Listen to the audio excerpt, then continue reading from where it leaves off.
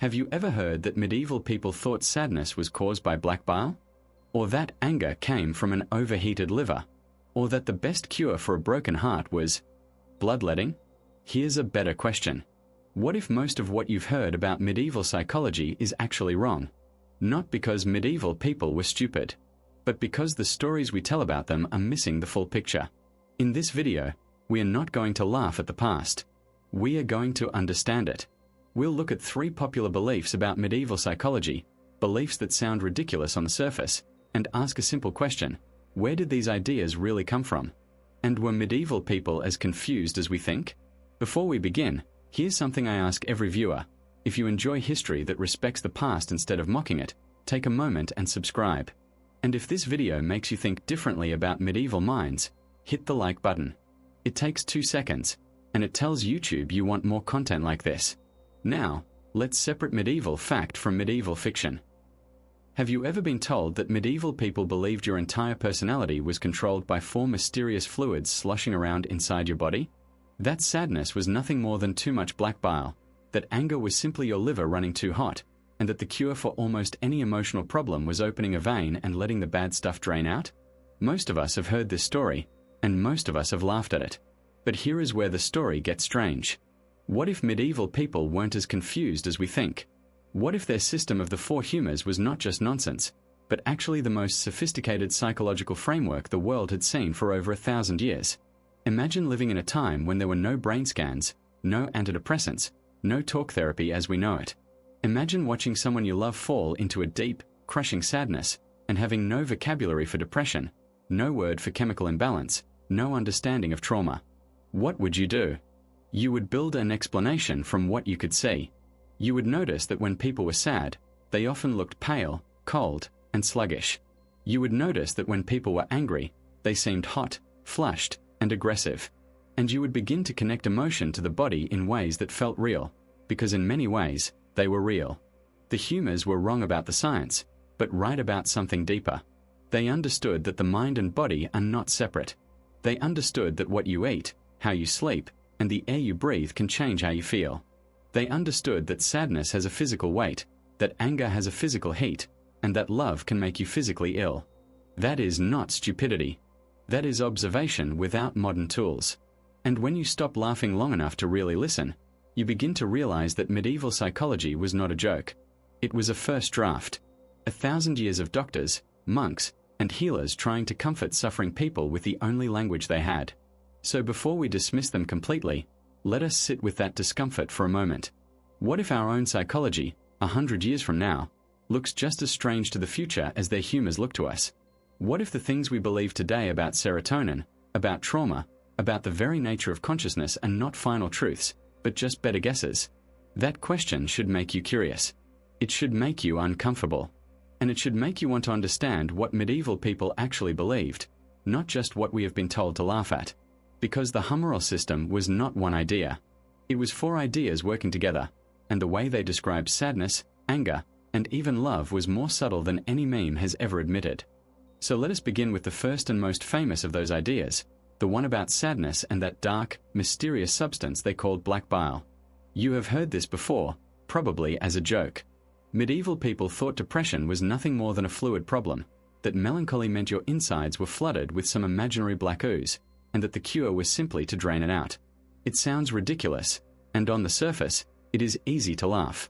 But pause for a moment and ask yourself a darker question. What does sadness actually feel like in your own body? Not the story you tell about why you are sad, but the raw, physical sensation of it. That heaviness in your chest. That slow, cold weight behind your eyes.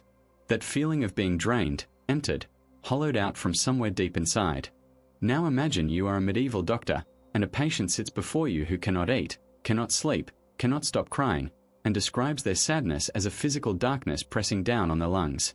Would it be so strange to call that darkness a substance? Would it be so foolish to name that heaviness black bile? The medieval mind was not trying to be wrong. It was trying to name something real. And here is the part that never makes it into the jokes. When medieval physicians wrote about black bile, they did not just say drain it and be done. They noticed that melancholy was connected to genius, to creativity, to deep thought. They noticed that the same people who suffered most deeply were often the same people who saw the world most clearly. A scholar lost in study, a poet staring at nothing, a philosopher asking questions that had no easy answers, all of these were seen as walking dangerously close to the edge of melancholy. Too much thought, too much reflection, too much staring into the dark, and the bile would rise. But here is the seductive, uncomfortable truth they understood. The darkness that hurts you is often the same darkness that makes you see. Medieval psychology whispered something that modern psychology is only now beginning to say out loud. Sadness is not always an illness. Sometimes it is a kind of vision. And the people who called it black bile were not fools. They were the first to admit that the heaviest thoughts and the deepest insights come from the same cold, dark place inside you. That is not nonsense. That is dangerous wisdom, dressed in the wrong clothes. And once you see it that way, you will never hear the words black bile the same way again. From sadness, medieval psychology turned next to a hotter, more dangerous emotion, one that burned rather than weighed, and their explanation for that was even more surprising. That hotter, more dangerous emotion was anger, and medieval psychology did not see it as a failure of character or a weakness of the soul. They saw it as fire.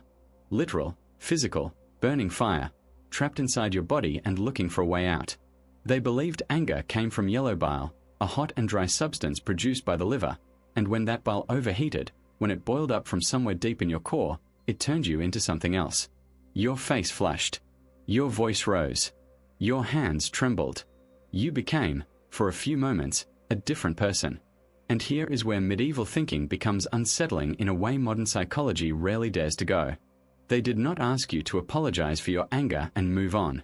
They asked you to feel it as a physical invasion. They said your liver has betrayed you.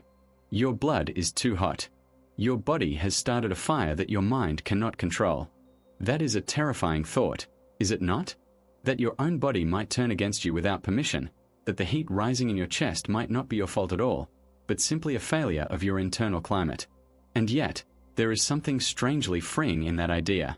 If anger is a fire, then anger is not your identity. You are not an angry person. You are simply a person whose body is burning, and fires can be cooled.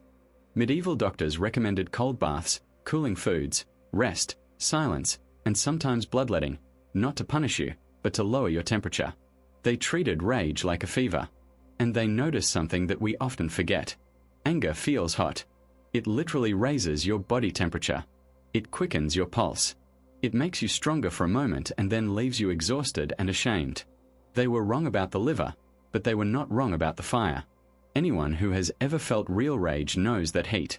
Anyone who has ever said something unforgivable in a moment of anger knows that something took over, something older than reason, something that did not ask permission. Medieval psychology called that something yellow bile. You can call it whatever you want, but do not pretend it does not exist. The fire is real. The question has never been whether anger lives inside you. The question is whether you can cool it before it burns everything down.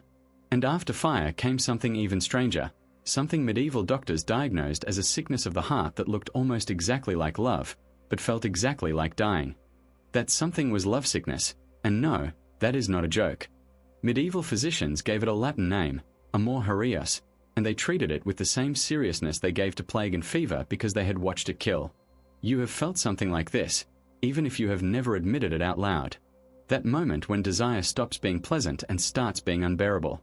When you cannot eat, cannot sleep, cannot think about anything except one face, one voice, one person who has somehow taken control of your entire inner world. Your heart races for no reason. Your stomach knots itself into a cold, tight ball. You smile at nothing and then feel embarrassed when someone notices. Medieval doctors described these symptoms with clinical precision: paleness, insomnia, loss of appetite, obsessive thoughts, rapid pulse, and a strange tendency to sigh for no reason. They were describing being in love, but they were also describing something darker. They believed that lovesickness happened when the humors overheated the heart, sending corrupted vapors up to the brain, clouding your judgment and turning you into a slave to your own longing. And here is the part that cuts deepest. They did not see this as romantic. They saw it as dangerous. A lovesick person, they warned, could not make rational decisions. They would abandon work, ignore family, waste money, chase someone who did not want them, and slowly destroy their own health for the sake of a feeling. Sound familiar? It should. We call it infatuation, obsession, limerence. We dress it up in poetry and songs and movies that tell us this is what love is supposed to feel like. But medieval psychology looked at that same feeling and said something unfashionably honest. This is not love. This is a fever. And fevers need treatment. Their cures were harsh but strangely wise. Cold baths to cool the heart. Bloodletting to drain the overheated blood. Travel to force distance between you and the person you cannot stop thinking about. Hard physical labor to exhaust the body into forgetting. And if nothing worked, they sometimes recommended marriage, not as a celebration of passion, but as a way to contain it. They were not trying to destroy love. They were trying to save you from drowning in it. And the quiet, uncomfortable truth they understood is that sometimes the person who claims to love you the most intensely is not loving you at all.